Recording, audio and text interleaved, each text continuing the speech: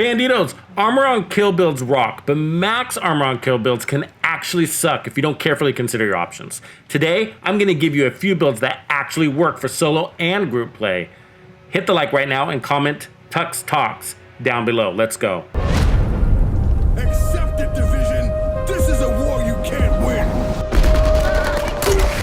Sweet dreams are made of this.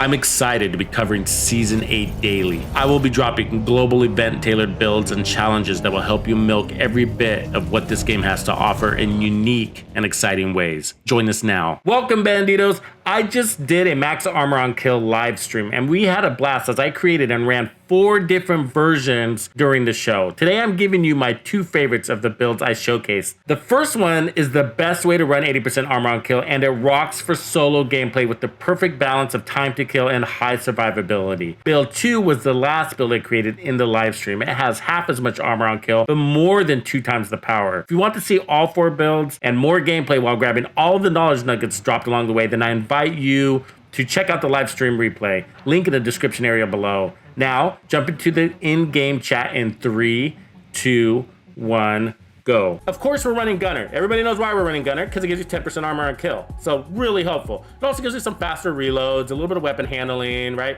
And ammo generation, which is nice. You want to use the Mox. The only weapon in the game that has a secondary attribute on the weapon has 10% armor on kill. In addition to that, I put on preservation, which is also armor on kill, but it's over 5 seconds. If you get a body shot, you're gonna get 10% armor on kill over 5 seconds. If you get a headshot, you're gonna get 20% armor on kill over 5 seconds. The overtime part is actually really important. It allows you to take damage and still be healing through that damage. It's gonna offset damage. We're gonna roll with crits on this build. That's the way that I went, okay? The shotgun is bringing us 30% armor on kill. With Gunner, we're already at 40% armor on kill. Go to the gloves, okay? These are Dark Zone gloves, okay? So Dark Zone exclusive gloves. They're 511, which sucks, but the death grips give you that 10% armor on kill. So this is like a really easy way to get 10% more armor on kill without having to run multiple pieces. That's why it's so awesome, okay? Like Bellstone is nice, but you have to run 2 pieces of Bellstone. Do you need armor regen on an armor on kill build? Absolutely not. Get rid of any armor regen that you can, if possible. That's a waste, all right? You're better off with like crits or something else there. So my backpack is my first piece of Bellstone. We're gonna run 2 pieces because that's gonna give us 10% armor on kill, so this is sort of an obvious. So I max created this bad boy, and then we got an Adrenaline Rush, and we got some armor with this one. Adrenaline Rush is basically fueling our power, okay? So the Adrenaline Rush is gonna give us bonus armor without a kill. You do not want Bloodsucker. Listen to me, Bloodsucker's a bad idea. You need the power up front without a kill. If you require a kill to get power, that's why you're struggling on killing a non-elite. It's because you don't have any power. And then you kill him, and then you get this little tiny sliver of bonus armor, and then somebody shoots you with a bullet, and then that bonus armor goes away. Now you're standing in front of elites, and now you gotta kill that elite without Intimidate, because you don't have Bloodsucker anymore, because they keep taking it away from you. Adrenaline Rush goes away, comes back, goes away, comes back, all by itself. You do not have to kill. So the instant you step in range with an enemy, you're gonna get that bonus armor to at least 20% if there's one of them in front of you. That's massive. And guess what? You didn't have to kill anybody. And so you're gonna get your power off of your first round. If you go Bloodsucker, that's not intuitive. That is a bad idea. I like the idea of being able to stack all this bonus armor on kill and whatever. You understand that's out of synergy with the build, okay? Because if you can't get your kill, then you're not gonna get the bonus armor, and then you're not gonna get the more power. You gotta have power somewhere on these builds. Yeah, otherwise you're just gonna end up as a tank that can't kill anything. And then why have armor on kill if you're just a tank that can't kill anything? That's ridiculous. Do not use Bloodsucker. It's not that I'm not a fan of Bloodsucker. I'm just saying you'll be out of synergy for the build. You need to have power. If you run Bloodsucker, you're putting yourself in situations. You're making the build situational. It's only gonna work when you step in front of a non-elite. But when you step in front of an elite, you're gonna have to reload, shoot and reload, shoot and reload. You're gonna die a bunch of times. You need to have power off of your first round off of that mag. You need Adrenaline Rush to to power you up. It's powering up Intimidate. And so this is a Bellstone, which is our chest piece, and it's gonna be our second piece of Bellstone, giving us 10% more armor on kill. And Intimidate's giving us 35% amplified damage. So if you run Bloodsucker, you're gonna be missing 35% amplified damage a lot.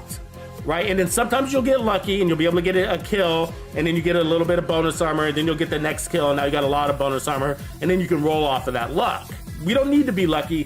What we need are builds that are reliable. We need reliability, and the reason why you need reliability is because this is a no shield, run and gun, heroic shotgun build that requires a kill to survive. You gotta kill, you're going from kill to survive. So I have armor regen here. I wish I didn't, but I just don't have another chest piece. You'd be better off with crit chance there. If you try to put together an max armor on kill build without Hunter's Fury and you're using the mop, that's another mistake. There's a couple other ways you can go with this, but so by running 2 pieces of System Corruption, you get 15% armor on kill, okay? So you could run 2 pieces of System Corruption plus Badger, then you got 15% armor on kill, plus 10% shotgun damage. Badger Tough only gives you 10% shotgun damage, where Hunter's Fury gives you 15% shotgun damage. But wouldn't you rather have 15% shotgun damage and 20% armor on kill? So Hunter's Fury is a better piece. We're running 3 pieces, so we got this critted out here, okay? And then we got our second piece for our holster, and we got more crit damage and weapon damage here. And then our final piece of Hunter's Fury is our knees, and more weapon damage and more crit damage. We're running a 3-3 core build here. 3 reds, 3 blues, 1.3 million armor. This was at a really good place for time to kill. I can one mag elites with this, and that's all I want. So I'm using the Banshee and the Decoy, and so those are my shield. Stats wise, we're at 50% crit chance. Again, if I had that one slot, we'd be at 56%, but this is fine for shotgun. And we're at 104% crit damage. What's really making this work is the mop. It's a shotgun that can stagger. Even if the first shot doesn't kill, which it won't with this, the second shot will stagger, or the third shot, whatever it is. We got 1.3 million armor, just shy, and 770 armor on kill on paper. But you also got to remember that our preservation, which is 20% armor on kill, is not showing up here. And that's a big chunk. We're at 80% armor on kill. So we know the build works. We got 80% armor on kill. But here it is. Here it is. So we're going to face tank the whole control point without a shield. Hey Players Club members, I just delivered a really cool classified build you don't want to miss. It's a crazy unlimited armor build that feels like you have an unlimited unbreakable talent with no cooldowns. I have a link for you in the description area below. If you didn't know, classified builds are secret builds made just for Tux's Players Club. These are extra builds I make as a thank you for supporting me, the channel, and the community. I've dedicated myself to uniting the player base and now host the most active cross-platform Division 2 community out there. If you want to tap into these secret builds while supporting the cause, click the join button or link down below. You might, and what is it called? Empress. You might be better off running 3 pieces of Empress instead of 2 pieces of Grupo. You know what I mean? That you're not going to use. Where you're going to get that 10% skill efficiency, which is going to give you skill haste, skill duration, status effects, right? Which is also going to help for that bleed that your explosives give. So I would go try that route. Mr. Gods is in the house. The luckiest bandito in town. I don't know if you guys caught that live stream yesterday where we reviewed his drops. I'm also streaming Division 2 content on Twitch now. Be sure you follow me over there as well. Never a dull moment with the Tux brand. Link below. Absolutely insane. Good question. There's a secret loot room right behind it. It's on the same level, so there's 2 levels. You basically think about the time to kill though. Do you think this works? I mean, it's working. You know? It makes the reloads really fast, right? The reload on this is at 1.6 seconds, and remember, I'm running rate of fire on the mag on the weapon, but I should have put reload. You want fast reload, okay? Reload is what allows you to multi-kill. If you get caught in a reload, you die, right? So reloading is important.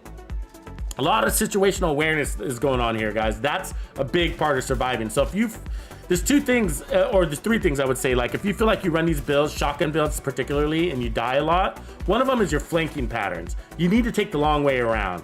Also, you need to know when you're in trouble. So I knew I was in trouble there, and so I bailed.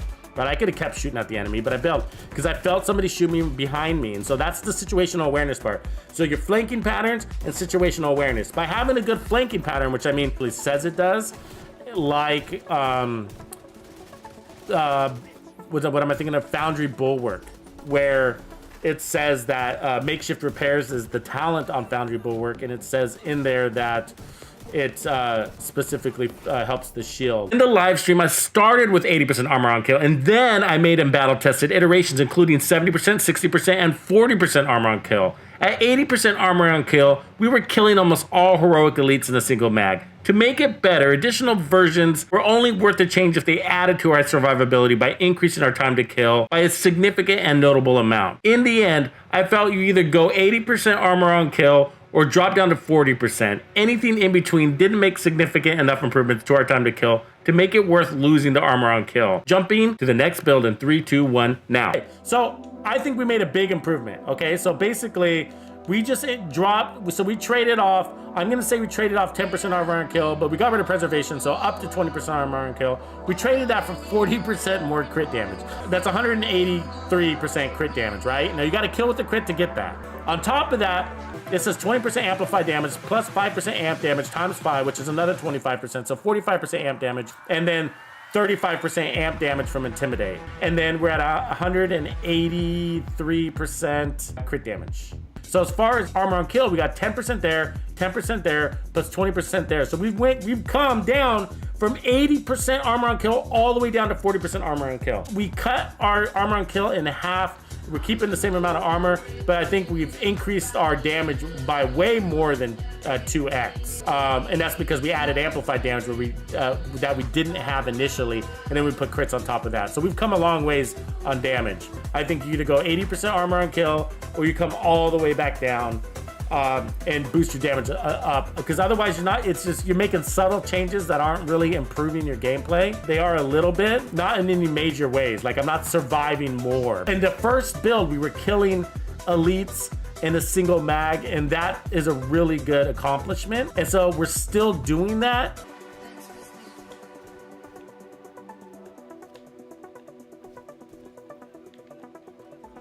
So the last build was able to do this too, right? Where we could just spawn camp, and that's over. So now let's take out his belt. Use tank you. See how many reloads it takes. So there's one. So 2 reloads. So 2 full mags, basically. By the way, if you're not on Texas Discord, you really should be. It's absolutely free. And now more than ever, it's critical to associate yourself with a positive community. I have dedicated my brand to building up this community and supporting it so that all the people who really love this game can rally together.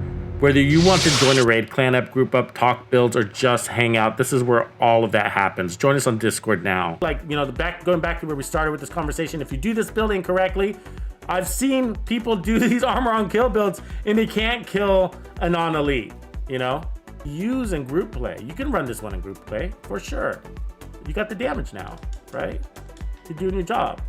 This is really close to being a good build. I gotta focus on this guy because we got this boss on my throat. Don't do it. Woo! That was a close one. We won. You bring a max 80% protection from elites build into group play, and then people are gonna probably be a little upset at you. You know what I mean? It's not about build diversity and like being creative. That's not what it is. It's just like it's not essential in group play to have that kind of armor on kill. It's just not, you know? Taking in an 80% armor on kill build into a group game. Hey, this is a 434% no bleed backfire build that actually works. Check it out.